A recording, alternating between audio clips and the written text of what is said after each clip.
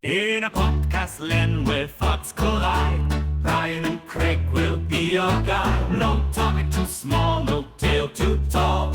Tune in, laugh out, you'll have a ball. From mysteries deep to light-hearted jokes in a poker rhythm where laughter invokes. Untitled is their name, the fun untamed. Each episode a ride, this shows their claim. Untitled, Brian and Craig, get ready for a twist and a leg shake.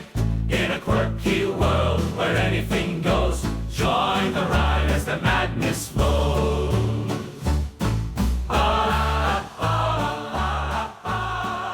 We have a level 5 goose warning! I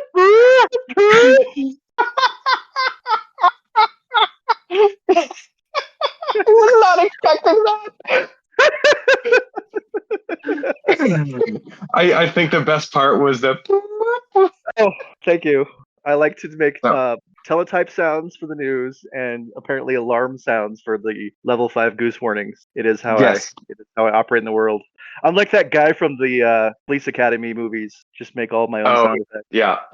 Yeah. So the Broncos lost to the Bills. Yes. What a difference a week makes. Last week I was cutting wrestling promos against the Bills, and today I'm wearing a Bills hat. You know, it's funny how life works. You know, Life comes at you fast. it comes at you really fast.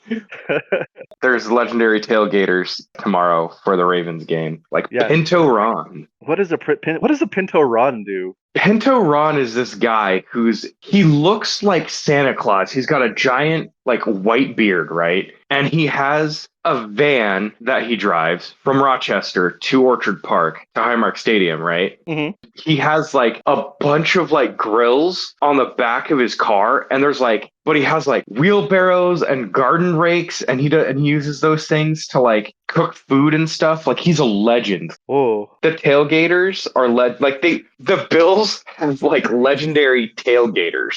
Not to mention players, but tailgaters. they have a tailgating Hall of Fame just outside the stadium, which is unexpected but fits in. You know, it is what it is. They also have branded Bills beer. They have what? We have what now? Branded Bills beer. So the official beer of I don't want to say it's the official. How do they say it? It's in Labatt. So Labatt is based in Buffalo, right? The brewery Labatt. Right, sure. And so they have what is it? It's like throwback tea or something like that. And it's the official, like, I guess it's like the official tailgating drink. And it's like obviously low alcohol because they don't want to be like, you get people to be like super smashed. It's the official like tailgate drink, apparently. And it sells incredibly fast. Of course it does. It has a Bills logo on it, right? Correct. Yeah, it's got the Bills logo on it. Yeah, well, that is a recipe for moving fast in your part of the world, I think. Yes. You know, and it's number 17 IPA, which Josh Allen's jersey is number 17. Number 17. Right. So there's that one, and then there's like Let's Go Pills, which is a Pilsner, and then a couple other ones. Sure. Yeah. That's good. Yeah. I like the wordplay on that one. So I like the fact that we're sort of transmuting into a sports show, but a sports show that only talks about the things that surround sports rather than actual sports. That's kind of a good niche for us, I think. So anyway, it is. Yeah. Welcome to Untitled with Brian and Craig, the show we do pretty much every week so that I can keep in touch with my friend Brian. And I am still Brian, and you are still Craig. I remain Craig to this day. To this day. But one day you might not be Craig, and that is the day. Who am I to say what the future holds? It's true. You know, transitioning from beer to what's actually happening soon, the Trump transition. Every time I hear about it, I always giggle because I'm like, what's he transitioning to? Donatella? And it gives me a chuckle because we all know he hates trans people. Right. But it would be hilarious. I'm avoiding almost all news about it because I just can't. I just don't want to. There are a couple of things about it that amuse me. One, that he's moving it inside because it's going to be chilly. That amused me. And the other is Jimmy Carter doing one last great thing, and that was he was in hospice for like over a year. Who's in hospice for over a year? That's crazy. But he lived just long enough that when he died, it was within 30 days of the inauguration. So they're going to have all the flags at half mast. And Trump is livid about it because he thinks it's un-American to fly the flags at half mast when there's been, a president who's passed away or something. And he thinks it's a slight against him. The Democrats kept Jimmy Carter alive so long just so that they could get this one up over on him. So like during all the inauguration events, all of the flags will be at half staff, and he's pissed about it. So good work, Jimmy Carter. Way to hold on, buddy. Thank you. Way to hold on. Yeah, no, the Democrats pulled the plug specifically to piss off Trump. Yeah. No, it wasn't just they let him win and they let him die. They got every kind of voodoo magician in to keep him alive in hospice for over a year. Because usually people live in hospice for like 6 days and then they pass away. Like somehow, dude just made it a lifestyle for like over a year, which is wild. Hi, I'm Jimmy Carter, and this is the hospice lifestyle. That's correct. That's what he did. So yeah, so he's a Jesus. true American hero. Just for that. So those are the two things that make me happy about what's going on with the inauguration. Other than that, everything else makes me incredibly sad. That's true. Oh, it's all right. We'll get through it together. We don't have to focus on the sad things. It's true. We are looking forward to the Bills versus the Ravens. Yes, go Bills. So we can be on the same side. It's better that way than I did last week when we were head to head. I still wish the Broncos would have won. I have heard. But... Well, sorry, man. It's Bover. But tish. I'll see myself out. Thank you. Real quick, I have heard predictions that the Bills will win 33-30 over the Ravens. That's a high-scoring game. I saw some AI thing that ran simulations on it, and the Bills were expected to win by 10, according to the AI. So all of that means exactly nothing, but let's hope. Let's hope. I am predicting a Bills win by 7 points. I don't think it's going to be 33-30. That seems too high to me. I think it's going to be like 27-20, something like that. Okay. Well, the Bills always have high-scoring games, so they do. It's true. See. It could be. We'll see. Hopefully it's better than the last time they played the Ravens, because last time they got their butts kicked, it was like 35-10. But that was in Baltimore, and it was a different time of the season. So, and it wasn't freezing cold. And they had like 4 people out. So there's that. Yeah. And they didn't have Pinto Joe in attendance, probably. Pinto Joe? Did I get that right? Pinto Ron. Well, Pinto Joe might be there too. We'll see. But yeah, as for what I did this week, I worked. Yes. Unfortunately? Question mark.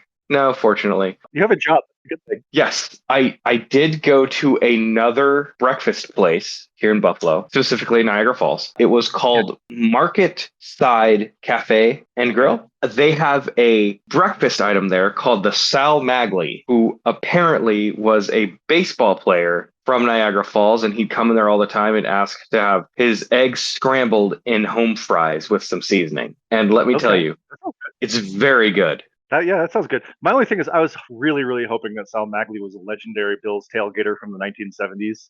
That would have been even better, but a baseball player will do. So, but home style fries and eggs. Pinto Ron is a legendary tailgater from the 70s. He's been doing it since he's that old. 1979. Awesome. Yeah. I love everything about that. Anyways, yeah. What did you do this week? Well, the thing that I'm going to tell you about from this week in my life is it doesn't quite rise to the level of my so-called sitcom life, but it could turn into a sitcom episode real easy. I was over at my buddy's house just picking something up. We had done the thing where neither of us have Amazon Prime, but we both wanted to buy something that cost less than $35. And when we pooled our collective funds to get it over $35, we could get it for free. And so I went over to pick up my $10 item that he put on top of his $30 item, and boom, free shipping. So we were just, standing around and chewing the fat. I have attended a Super Bowl party at his house, I think every year for the last 30 years, except for one time. And the only time I missed was when I was physically at the Super Bowl. Apart from that, I have not missed the Super Bowl at his house. So, or at least together. I think the only last 20 years or so is when we've been doing it at his house exclusively. They would come to our house and stuff, and then he got a bigger house and made it more sense to have it there. But anyway, Brian, I'm going to ask a question that I think I know the answer, and I'm going to assume, but I also don't ever want to assume anything because I'm constantly surprised by the universe. But have you attended a Super Bowl party? Yes.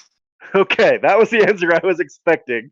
But then I read statistics that like only like 60 or 70% of Americans are watching the Super Bowl, which means that there's like 30% of 250 million or 350 million, however many people live in America, that are not watching the Super Bowl. And I'm always like, and I'm like a diehard sports fan that watches pretty much anytime the NFL's on TV, I'm watching it. So I am not the right person to ask that. But what are you doing if you're not watching the Super Bowl? Like, who are these people? I don't know. I'm sure I probably know many of them. They're probably more well adjusted than I am. But I'm always shocked that people don't watch the Super Bowl because the last time I did not watch the Super Bowl, like I even know what Super Bowl it was. I don't know the year. I think it's Super Bowl 17 maybe. It was the San Francisco 49ers against the Miami Dolphins. And I was only like 6 or 7 years old and I did not watch that one. But the next year I started watching when the Raiders defeated the Washington Redskins. And from that point on, I have not missed one. So the idea of missing a Super Bowl is just, it's very strange to me. But anyway, that's beside the point. Okay. We are going to have the Super Bowl party at his house. We didn't even like discuss this. He didn't invite me. It's assumed at this point. It's like, yeah, that's what we do. So of course we are. So then he asks me as if I care, hey, what kind of food should we have for the Super Bowl party? And I'm like, dude, it's the Super Bowl party. I don't care. It'll Pizza, be bad wings, for me. beer. Right. All of the usual things, the stuff that's not good for you, the stuff that you can put on a plate and watch in front of a TV with, and that kind of thing. And then he made what is not. It is not deranged in the traditional sense of what the word deranged means. Okay. However, if you actually did what he suggested, it might be the most normal deranged thing that can exist on Earth, and that is Okay. he suggested that for our Super Bowl party, we do a traditional Thanksgiving turkey dinner with mashed potatoes and green bean casserole and stuffing and a big old turkey that you put in the oven for 6 hours, like the whole thing. And on its front, that's just a meal. We have that, you have that, millions of people have that every Thanksgiving. It's not weird as a meal. Right. However, if you have a Thanksgiving turkey dinner at the Super Bowl party that you are attending, Yeah. there is That is a little there is funky. something severely wrong with you. But like I think this would make it like in addition to the mouse stomping episode of the podcast you're going to make about the sitcom you're going to make about my life, we also need to have an episode where somebody actually does serve a traditional Thanksgiving dinner for the Super Bowl and just see how weird that is because I can't. It's just so we're not going to do that. We're not that deranged. But Yeah. he made the suggestion, and I couldn't stop laughing about it because I thought it was just the craziest thing ever. And so maybe there are people in our listening audience who've never been to a Super Bowl party and don't get the vibe. Turkey Yeah. dinner is not the vibe at all. It's Anyway, not the vibe. so yeah, that was the thing that dominated a lot of my thinking and making me laugh this week. That and again, ever more raccoon content in my Instagram feed. Also, Ermine? Oh my god, that thing! Yes, I saw that first on Reddit. So yours was the second. It's the exact same video, but it's a. Is it Ermine or Ermine? It's an Ermine. I think they're pronounced it's pronounced Ermine. Okay, it's pronounced in Pokemon Pachirisu. Pachirisu. It's For those who have no idea what we're talking about, there's a video that was circulating on the internets this week of this cute little white weasel hopping through a snowfield, and it's the cutest thing I've ever seen. Like, very likely the cutest thing I've ever seen. It was just so adorable. And I don't think that they're domesticatable, but I can see someone wanting to domesticate one of those and have it as a pet because it pranced. It like hopped across the snowfield, and I don't even think it left footprints. It just was so light and airy, and it looked like it was like half filled with helium because it was so light as it bounced. It was great. It was very cute. Yeah. So that is what happened in my life this week, or at least what I've been thinking about a lot this week. Other than that, it's just a bunch of working from home and the normal, usual nonsense. But yeah, that's fair. It brings us to the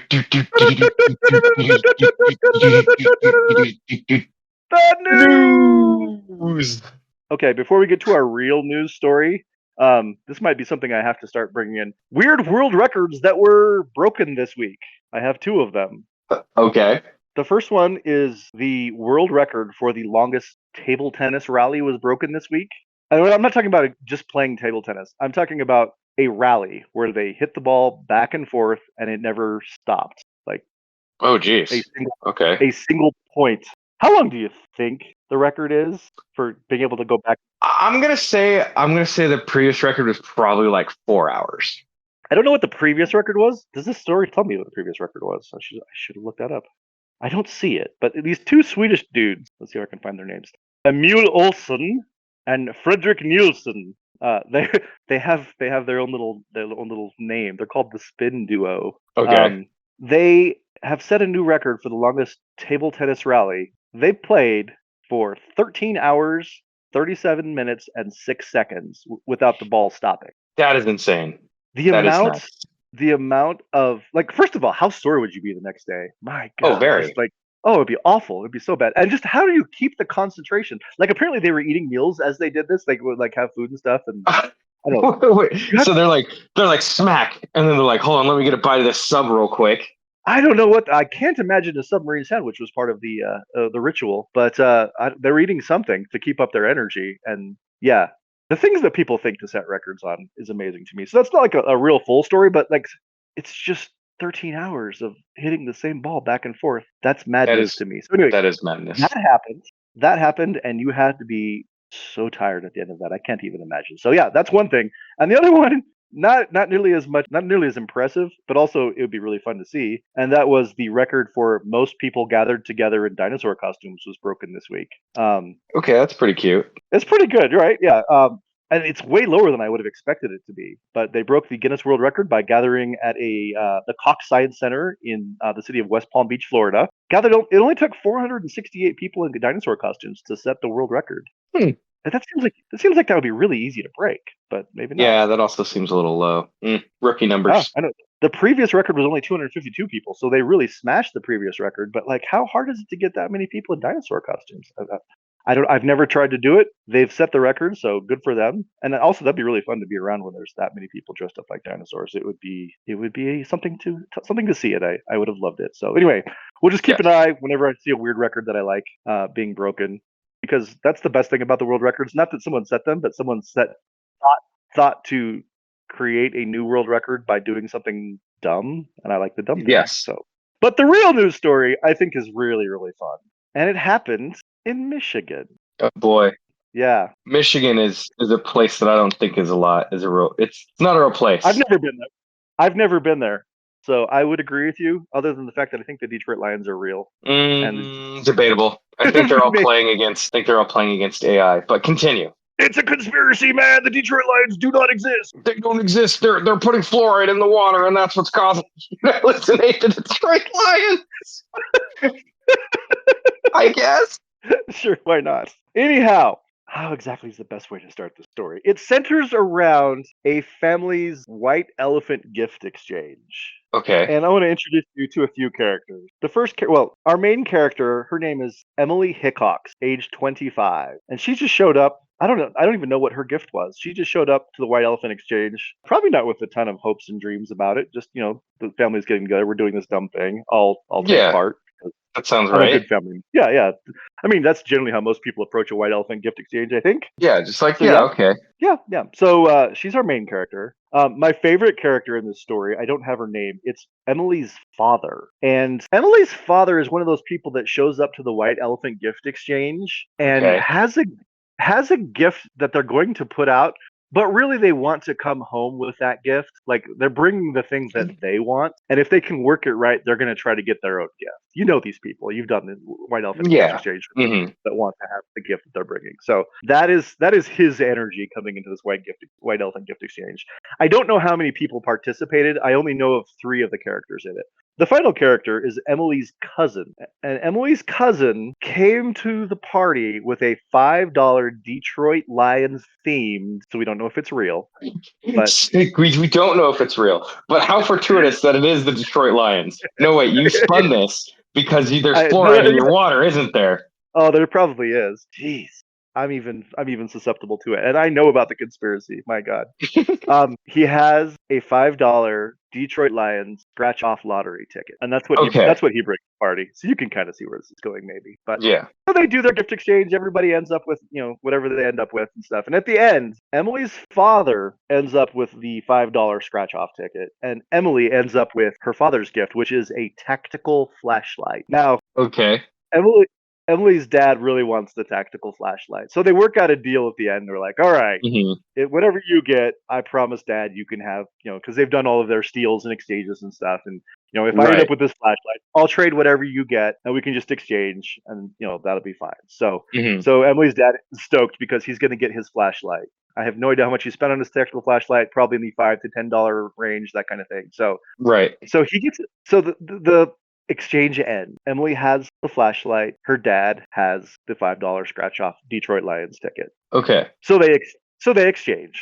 They exchange their tickets, and then Emily goes to scratch off the 50. Or Oh, this is gonna be great.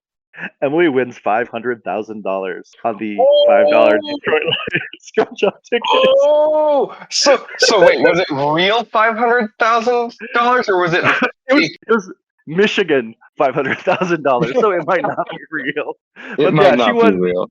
she won the grand prize. Now I have posted a picture because I did a little research because the news story didn't tell me how much the Detroit Lions scratch off tickets cost. So I did Hmm. a little Google searching to try to find a picture of one, and I did. I was able to, and I posted it to the Untitled with Brian and Craig Instagram feed. So if you want to see a picture of what an alleged Detroit Lions scratch off ticket looks like, there is a picture of it there, and it does say Yes. on the bottom that the grand prize is $500,000. So all I can say is I hope Emily's dad really likes the flashlight Yeah. because Let's hope he he kind really enjoys it. of because oops. Now Emily is a good daughter. She said that she's gonna share some of the winnings, both with the cousin who brought the ticket, which on its face seems like kind of a lame thing to bring to a gift exchange, unless of course it wins the grand prize. But she's going Right. to share a little bit with him. I think she's going to share a little bit of the money with all of her family and stuff. But I'm guessing you get $10,000 and you get $10,000 and then Emily still ends up with after taxes $200,000-$300,000 of her own. An So amount, it was yeah. it was an expensive tactical flashlight for her father, I think. But either way, It it, really was. it's a good story, and I'm dying to know what the family dynamics were like after that prize was Oh yeah. revealed. I mean, the father's gonna say all the right things, but like deep down inside, what was he thinking when he was like, "Damn it, that was mine, and I had to have my own stupid flashlight that I bought from Timu for $8. What am I thinking?" Right. You know, So it these things they just happen, you don't expect them. They just happen. But like on the other hand, I don't know, man, the lottery tickets, I mean, you didn't spend any money on it. Like you right, yourself didn't spend any money. So like yeah, any amount of money you get, you're already up. Well, I right. guess like the $5, I guess, or whatever. So anything more than like I guess the amount that you put in, you're coming out on top. Well, if you're getting it from a white elephant exchange, you put in nothing. So yeah, I mean, the worst thing that happens is you scratch it; it's a loser, which is the most likely outcome. Correct, But yes. but yeah, so I understand why her father was like, you know what, I can either have a piece of paper that has a Detroit Lions logo on it that's worth nothing, or I can have this sweet ass tactical flashlight. That will probably So crap out in a year. a year. Oh, you're more generous with how long it'll crap out than I am. But yeah.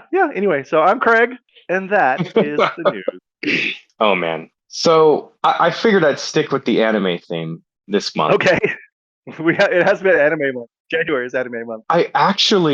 This is something I didn't know. And I sent this Oh, to you on Instagram. And it was like this ridiculous animation of this in a like a Playboy bunny outfit kind of thing. it wasn't And a video. It was just a still, right? no, it was a clip. It was Oh, something that I they I clicked actually on that thing. Nothing moved. So I don't know. Maybe I oh could. I know what you're talking about, but I didn't get the video portion of the video. Oh, a shame. But anyways, it's basically this bunny girl who like rides a sword that turns into a carrot, and then she like pulls out a lightsaber and fights Darth Vader, and then she also like punches Godzilla in the face and a bunch of like other old-timey anime and Japanese stuff. And I'm like, what in the actual hell is going on here?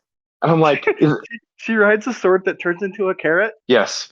That's my favorite. That's my favorite detail. And then fighting Darth Vader is wait. Did she fight Darth Vader with a carrot or with a sword? Or what did she? With a lightsaber. Oh, with a lightsaber. Okay, that's. I guess I'll allow it. It's a little disappointing. I would like it more if it was the carrot, but either Yes, way, but yeah. so apparently it was part of this convention that they had called Daicon, Daicon, and it was the Okay. fourth one that they had in I think like 1984 or 1983, and they did this Okay. whole big animation with all these different like fandoms, and it's really well animated, right? Like Okay. tons of like classic anime are in it, like Space Battleship Yamato, Macross, all that stuff. And I'm like, this is really good. And I looked into it, and apparently it was just a thing that they used to do specifically for this convention. And I guess they just stopped after the fourth one. But Oh. but here's a crazier thing. This isn't anime related, but they did this show called Densha Otako, which means train man. And it's about this guy who's kind of like this nerdy weirdo. And it's based off of like do you know what 4chan is?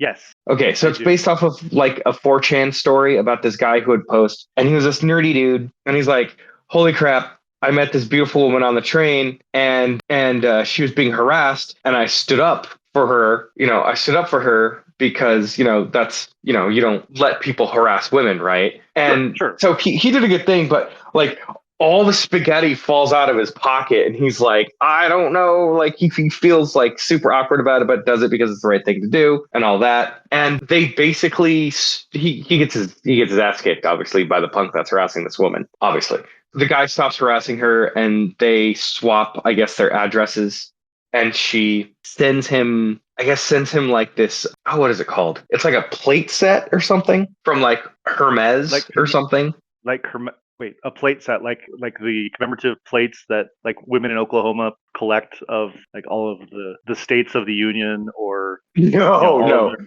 What is a nothing. plate set? Nothing's like a set of decorative plates, like with a Yeah, fancy that's design on it that you eat off of, but not like Wizard of Oz theme or whatever. It's just like, okay.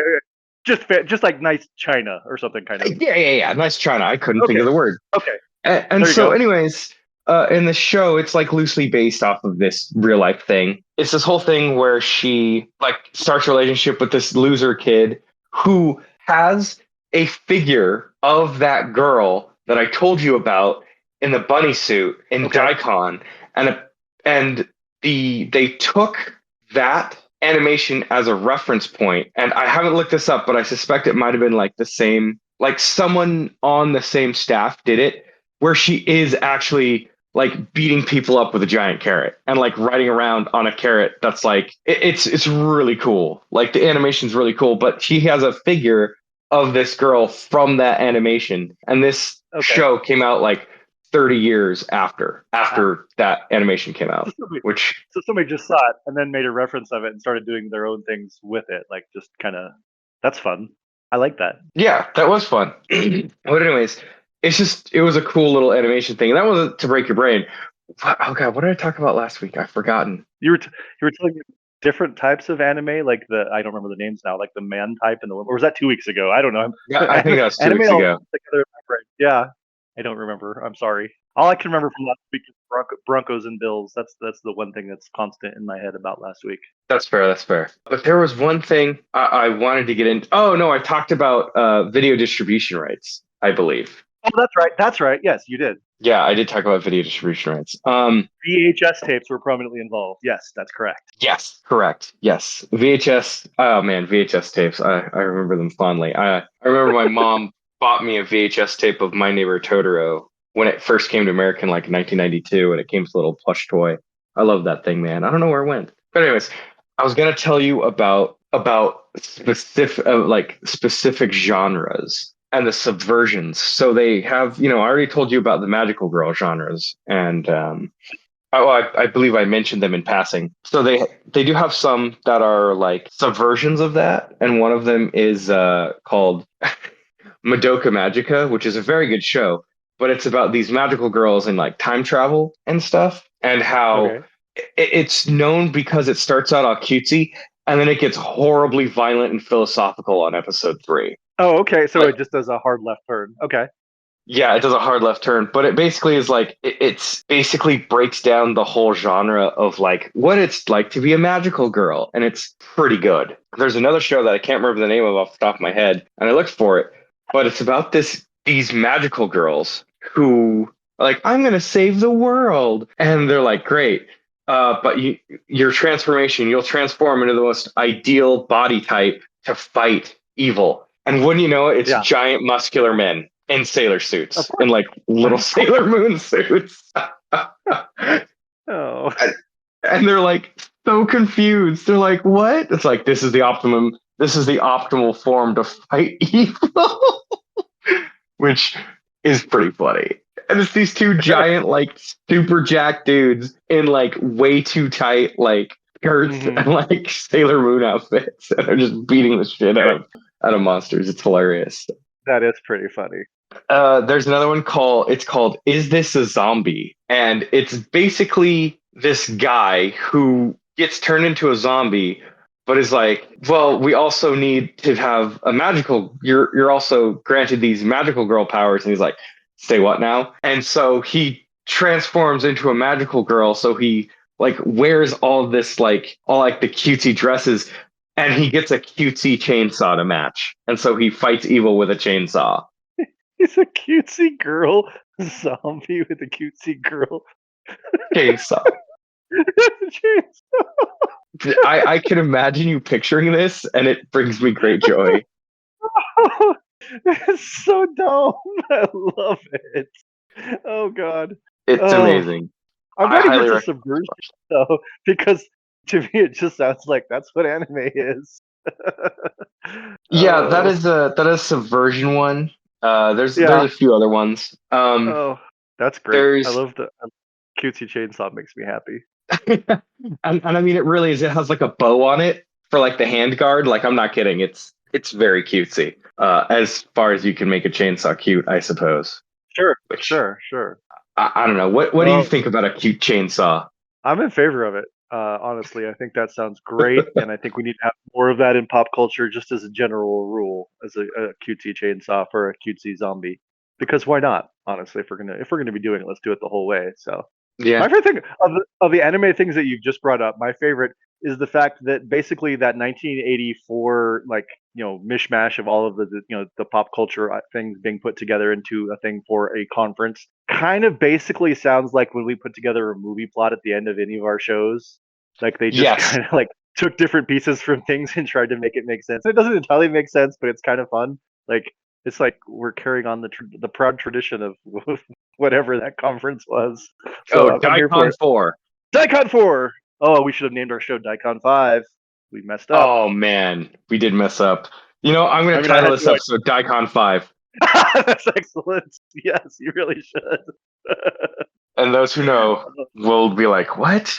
Yeah, and those who don't know, like me before today, will definitely have no idea what you're talking about. But it can't be any more confusing than the 47 word title that you did for our last episode that posted. Yes, So, that was pretty great. oh, it's pretty funny. There's Oh, also some really good sports animes out there. Actually, the original, I believe my anime history might be wrong, but I believe that the very first anime that they ever animated was a baseball show. In like okay. it was just about baseball. Okay. And but anyways, there's a proud history of like sports anime, Okay.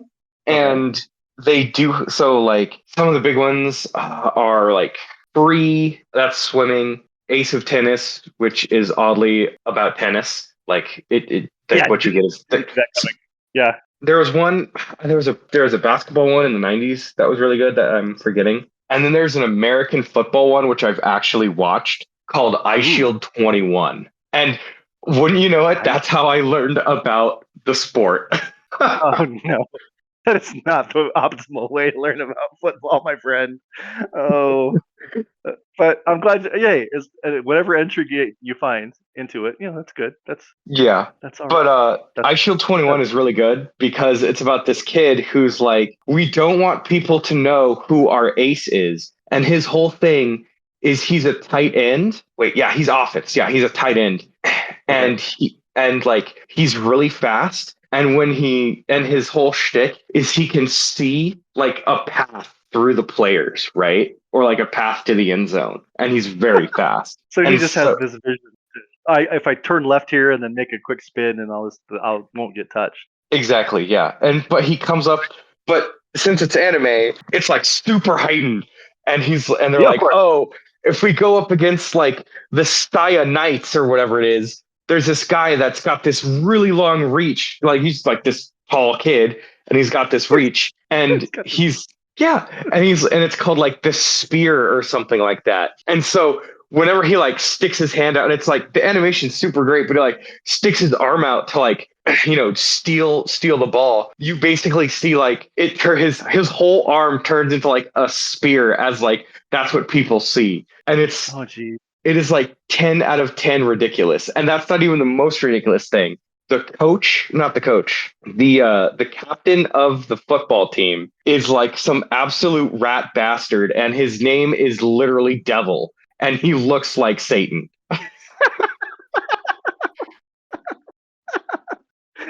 So he's Bill Belichick. Pretty much. Okay.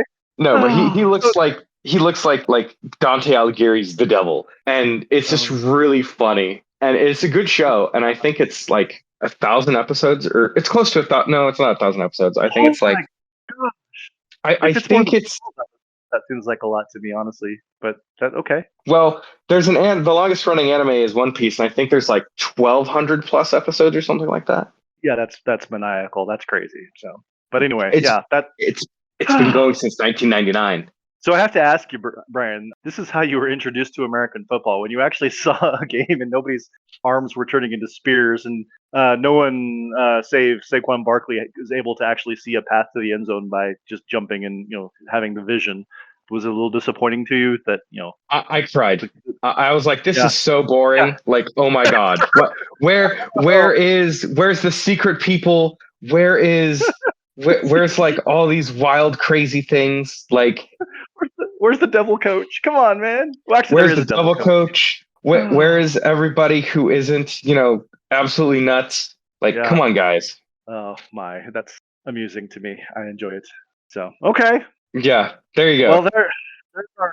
I feel like over the last month you've really given me a lot of anime background. I still don't understand it at all, but I think I understand it better. So I think Mission has been successful in that regard. So that's good. Yeah, I mean, I think you're learning, and that's all that matters. And I have learned more about football, not from this anime, but from actually watching it and secretly being disappointed that nobody has any special spear-like superpowers. Right. Well, hey, watch the Bills and Ravens tomorrow night, and maybe something will happen that you don't expect. Maybe somebody's going to grow octopus tentacles or something. Who's to say? Yeah, or like one of them has like, oh man, Josh Allen's legs have been replaced by rocket boosters. Basically, what they already are, honestly, if we're being completely accurate there. So, all right, we got some things. We got some things for some movies, some pitches.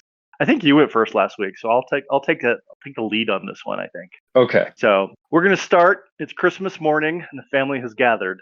Oh, a Christmas morning Christmas movie. Well, it's not a Christmas movie. It just starts on Christmas. Oh, okay. It's more of an action movie once we get into it, but the Christmas movie is kind of like the origin story for our hero, and they're doing a white elephant gift exchange. Okay. And things unfold much like our news story, where a man has a winning lottery ticket, but trades it for a tactical flashlight. And and then his daughter wins even more than $500,000. His daughter wins a $3.2 billion prize off a scratch-off ticket, which I'm pretty sure isn't possible. Oh, wait, off a scratcher?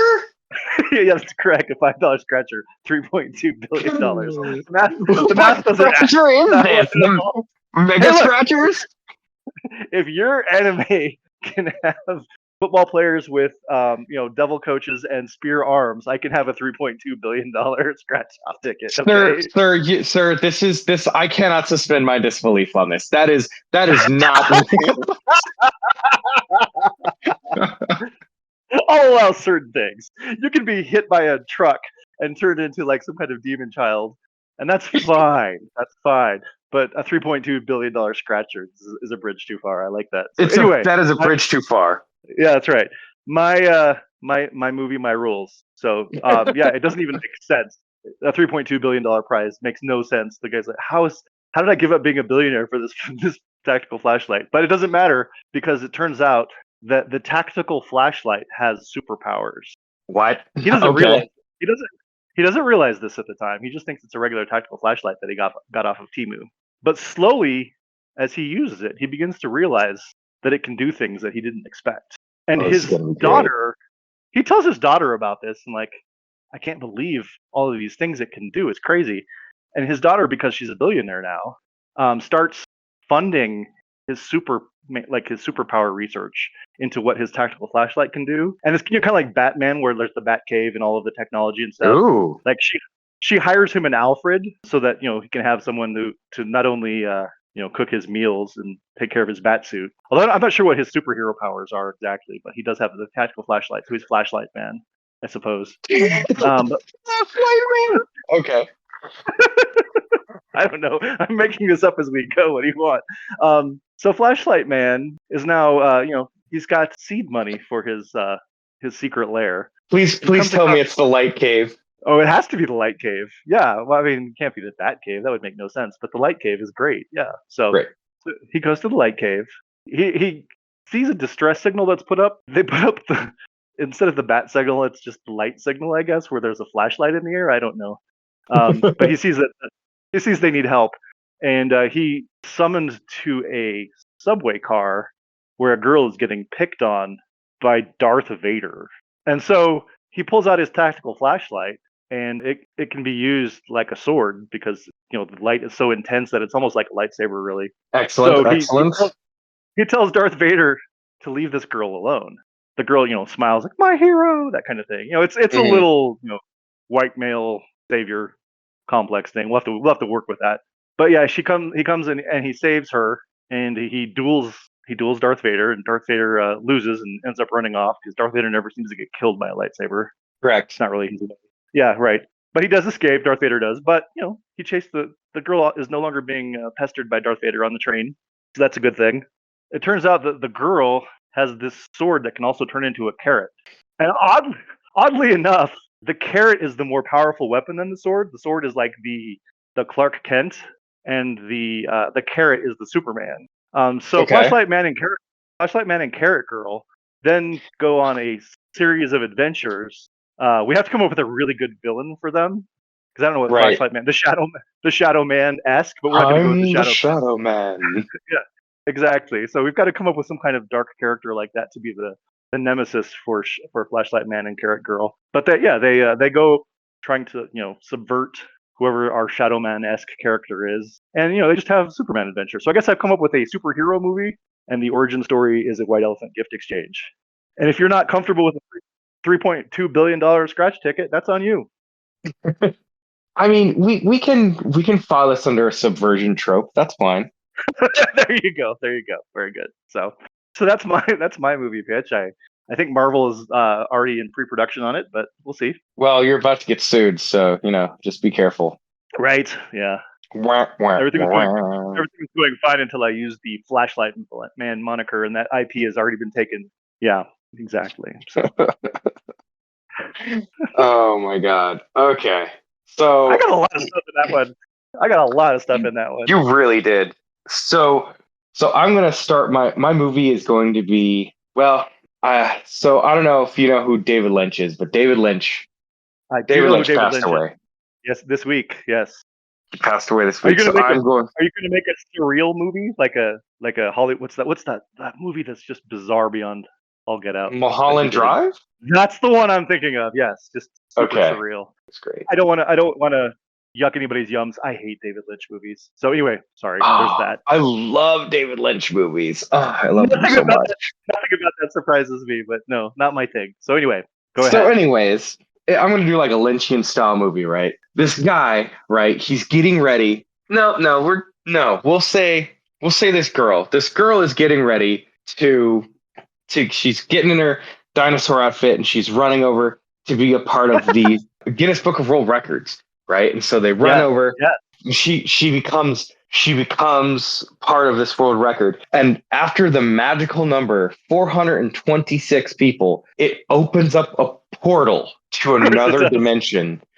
and Yes. only she's the one, and she sees it, and she sees a weird man, and he's just standing there in the corner. Like it just becomes the room just becomes completely bright white, and this dude's in the corner, and he's talking backwards, but he's like really filthy, like he's just been wandering around in the mud, and he's just saying things to her like, "You have to become the next magical football girl." She's like, what is a magical football girl? What And is a magical football girl? I'd like to know. and she's sitting there. Well, you'll find out. And she's sitting Okay. there, and she's like, "What?" And she's in her dinosaur outfit. And Right. so the man tells her that once she wakes up, she'll be in another consciousness. She's like, "What does that mean?" She wakes up, and the dinosaur costume, it's real. She's a raptor, but she's more like humanoid raptor. And she wakes up, and her parents are normal human parents, and they're like, "Oh, we're so glad you woke up. We're gonna, we need to take you to football practice." And she's like, "Football practice?" So they put her in the back of the truck because obviously she's a raptor, and she's like, "Don't forget your pad and your helmet." And so she puts on her pad and her helmet, and wouldn't you know it, Josh Allen is her coach, and Of course he is. and she's about to play this game, and so but like all the other characters, all the other people on her team are like, one's a robot, one's Darth Vader, one's just weird things. One of them is like an alien in a mech suit, just weird crazy things, right? And so she's like, all right, whatever. And so they play the game, obviously, and then once she catches the ball, she has a mystic vision, but like she sees as soon as she holds the ball, she sees things as though it were like a medieval battle scene, right? And so she's a raptor wearing football pads and helmet. She catches the ball, and then her whole view changes into like a medieval scene, and she hears the medieval scene. In the medieval scene, she's a sentient train, not like what do you call it? Thomas the Tank Engine, but like Okay. something else. Okay. But Okay. so she's like, I need to find the track through these enemies to the end zone, and so that's what she does. And so, hold on, that's like 3 layers of weird right there. It's so weird. And so she finally gets to the end zone, and once she gets to the end zone, she takes off her helmet, and her head turns into like a normal. She becomes a normal human being, and everyone's like, "Oh my god, we thought you were some weird raptor girl." And then as soon as she takes off her pads, again she sees that weird, dirty man. And he's like, "Yes, you have become the greatest magical football girl of all time, and now you must become the most magical truck of all time." And that's where it ends. She starts out as a girl. Yes, She turns into a dinosaur when she wakes up. yes, That plays football.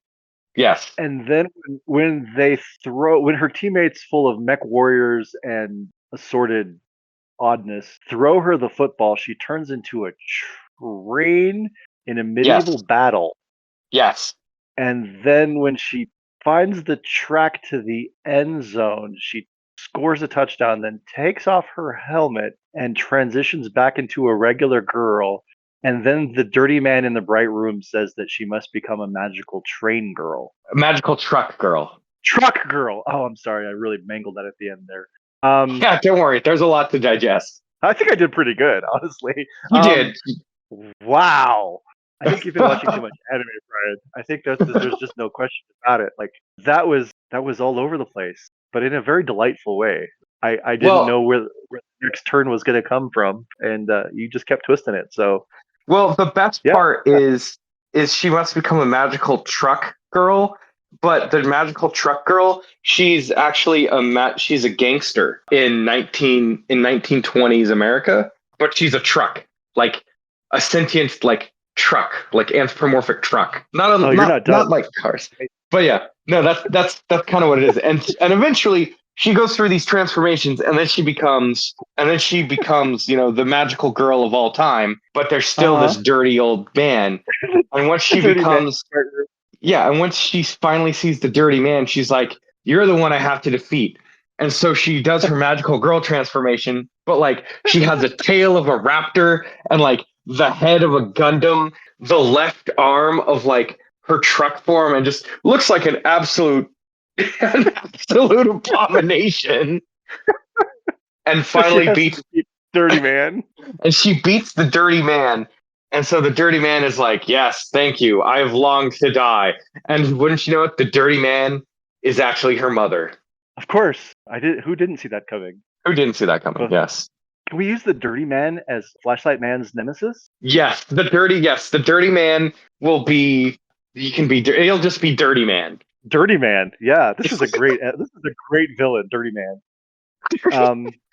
Oh God. Daicon, the name of this episode will be Daicon 5, the dirty man.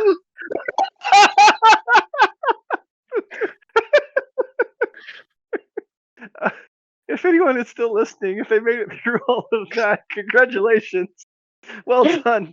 We didn't know it was gonna get this weird either. We really didn't. Like I came in today with a story about a white elephant gift exchange, and somehow we left with the Dirty Man legacy, and I didn't see it coming, but here we are. Yes. You know, you never know when the dirty man does. Oh, well, I don't know who this show is for, other than it's for me, and I like listening to it. I like listening to it as it's happening because I don't know what's gonna happen. So Yeah. yeah, wow.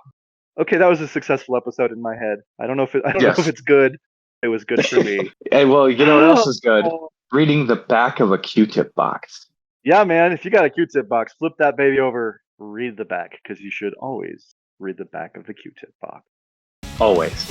Untitled with Brian and Craig is produced and edited by me, Brian Dunnigan. It is also hosted by me, Brian Dunnigan, as well as Craig Dodge. Opening and ending themes are created by AI, so nobody has license to those.